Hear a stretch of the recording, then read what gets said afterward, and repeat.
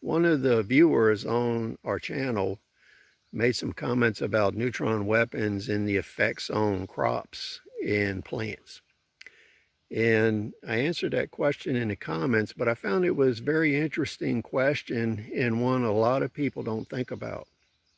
And that is, what are the nuclear effects on plant material, crops, trees, farm animals?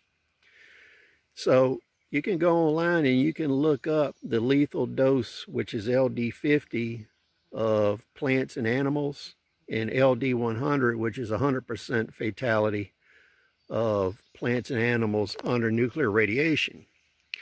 And what you'll come to find out is some smaller animals have significantly higher resistance to radiation than humans, but most farm animals are in a similar range to humans. And I saw some graphs that are real interesting where you had a limited dosage of high radiation and it took up to 2 years to kill animals and plants. So that would be a long lingering death, and it'd be more kind of like a leukemia situation. But when nuclear weapons are used in the zone that the initial nuclear effects and the fallout effects would kill humans, it would kill farm animals. Now, most trees, including fruit trees, hardwood trees, and the softwood trees, they require substantially more radiation to kill them than it does a human. So you can look all this up online and see it.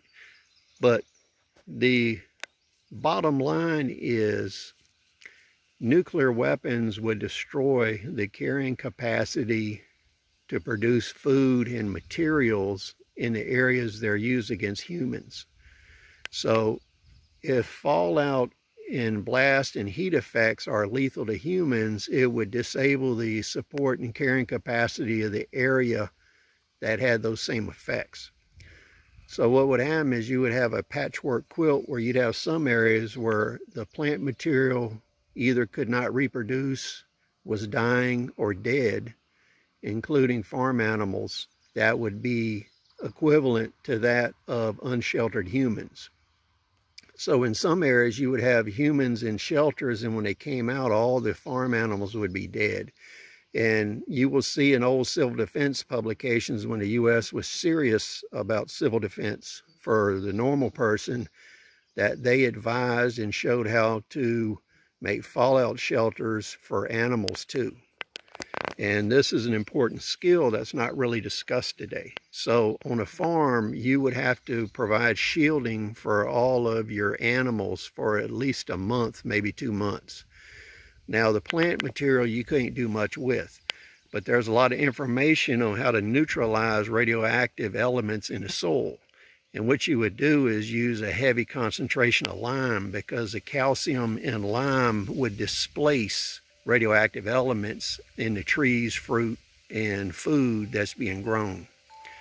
They also talk extensively about stripping topsoil. So if you stripped a foot of topsoil and use substandard soil to grow your food, it would greatly reduce the concentration of nuclear particles in that food. So the second part of the bottom line is using a neutron weapon. Because the yield of neutron radiation is so high, it would kill the plant material in the area it's used also. So please comment. We'll see you on the next video.